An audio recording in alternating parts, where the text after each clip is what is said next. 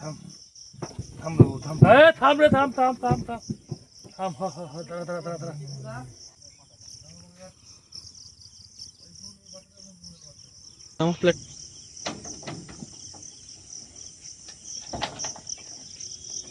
এখানে মানে এখান থেকে ভাত ভাত বুঝলি উঠবে একটু একটু থাক একটু থাক।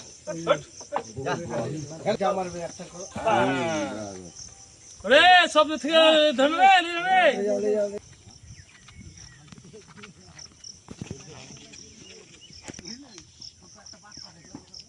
মাটি দিবে কি না, ওদেরকে বলেছিলাম আমরা গেছিলাম তো।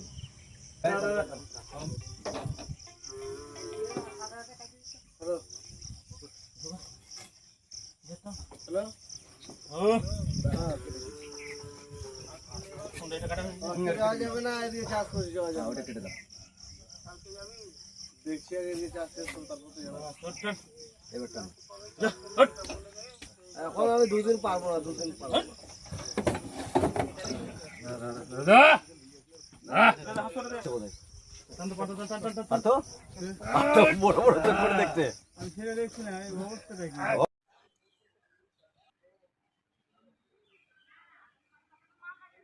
আজ মধ্যরাতে হরিপুর থানার পুলিশ একটা বিশেষ অভিযান চালায়। সেই অভিযানের মধ্যে দুটি গাড়িকে আটক করে রাত্রেবেলা।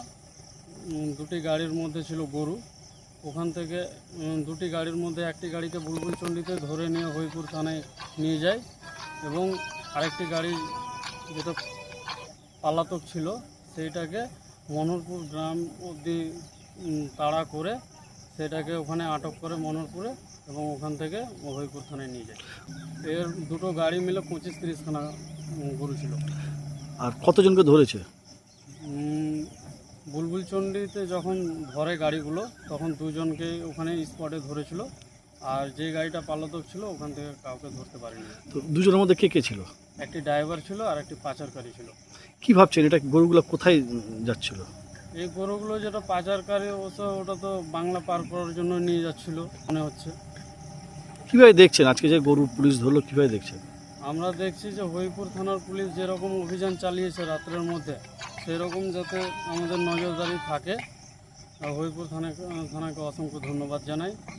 আমার নাম প্রফুল্ল মাহাতো, বুলবুলচণ্ডী গ্রাম পঞ্চায়েতের বিজেপি মেম্বার।